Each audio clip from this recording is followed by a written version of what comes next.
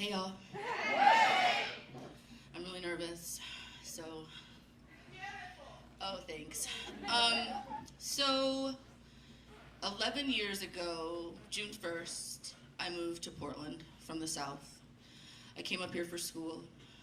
I was living in New Orleans when I decided to go back to school. I applied to UNO 2 days later. That's right, Hurricane Katrina hits. So I realized I need a new city and a new plan. I'm looking for a low cost of living.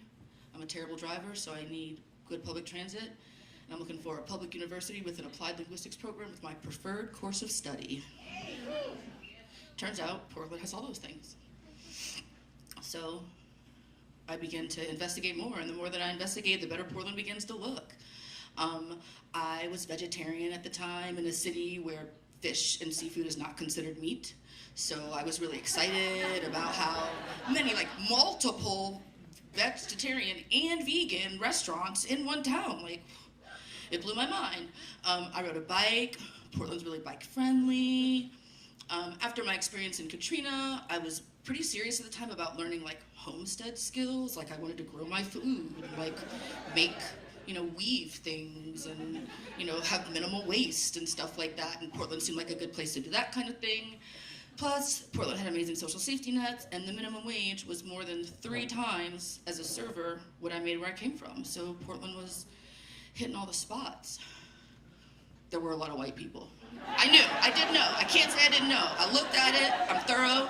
There were a lot of white people, but I grew up around a lot of white people. In the South, where people were virulently racist, I had heard the word nigger said around me innumerable times. I felt confident I could figure it out.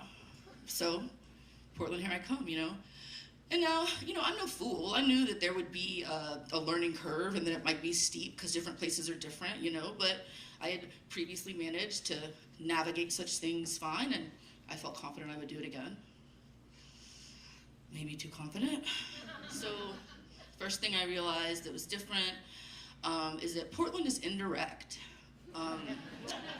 I learned about the vibe out, what my friend from here calls the vibe out. You know the vibe out. The vibe out's when you're hanging out, and though you can't point to anything explicit, you just have this creeping sensation, maybe they don't want me here.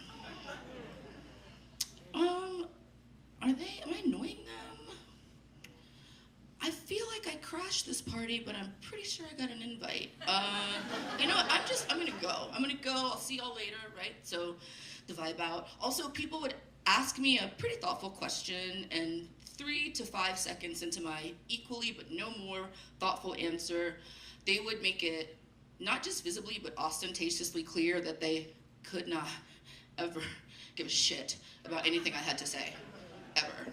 And, I was well, they're really indirect, and I'm straightforward, and communication's different places, and you like a challenge, Cicely, you say you care about linguistics, learn something, and I'm just gonna try harder, And, okay, but also Portland is smug.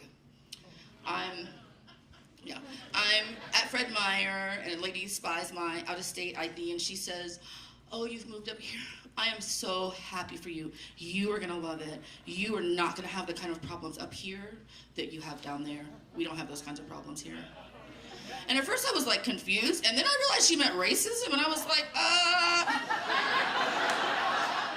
I wanted to be bitch, maybe you don't know. When I walk down the street smiling at people, I definitely smiled at a dude when I first got here who I thought was in a metal shirt. Turns out it was a white Aryan Resistance t-shirt, and that's why he literally juked me and growled menacingly at me on the street. So, but, okay, smugness, nobody's perfect, and, Nazis, wasn't really prepared for that, but things are really working out here, I'm making it happen, I've got opportunities, I'm going with it. And then, I'm on the bus having a quiet conversation with my friend, and somebody inserts himself physically, leans between us in the conversation to look at me and say, I don't disagree exactly with what you're saying. I hear your point, but I just think that talking about that, on the bus, in public, where anybody could hear it, you might make someone uncomfortable. Have you thought about that? Have you thought that maybe you might be making people uncomfortable?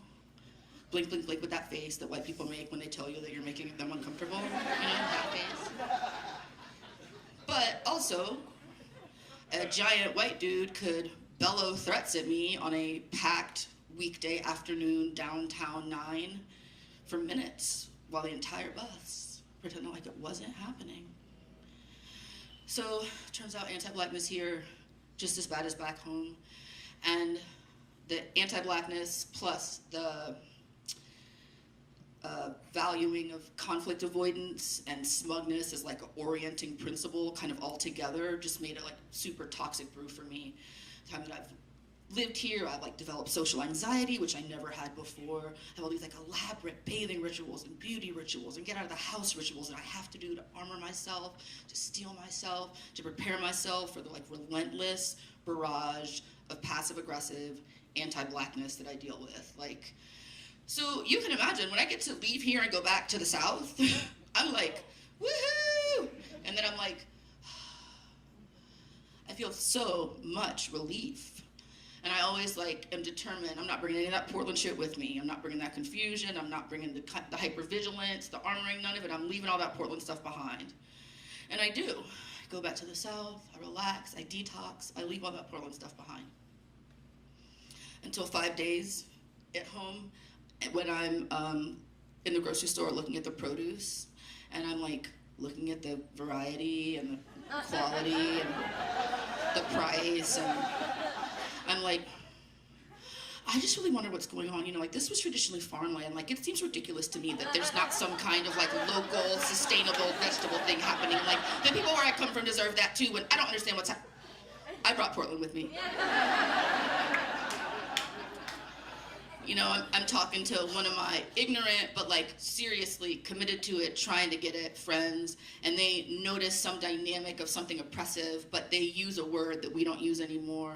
And internally, I like, you know, the wince.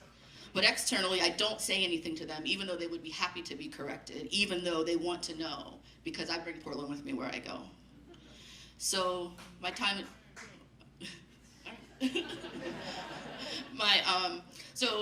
it's time for me to go home. I go back to Portland. I'm in the airport. My nervous system has settled down because I've been gone for some time, and I'm relaxed. And so I see the Portlanders with me in the airport, and I can always tell the Portlanders in the airport with me. I can tell them by their fleece and their shoes and their water bottles and the particular sorts of snacks they have and the abundance of the snacks. But in the airport, when I'm relaxed, you know, the terror that I kind of feel when I'm in Portland, they're just amusing, you know. And then I'm home. I'm home in my house, and I'm like, chugged my great big glass of mountain spring cold Portland tap water, you know, cool and crisp, and like taking big bracing breaths of that green Oregon air, you know what I mean? And I'm like, well, you know, I have built a life here.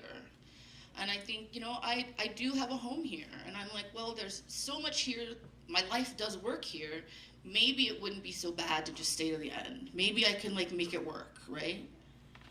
And then I think about being washed away by the tidal wave that is Portland's whiteness and anti-blackness. And I realize I cannot die here. I cannot die here. Thank you.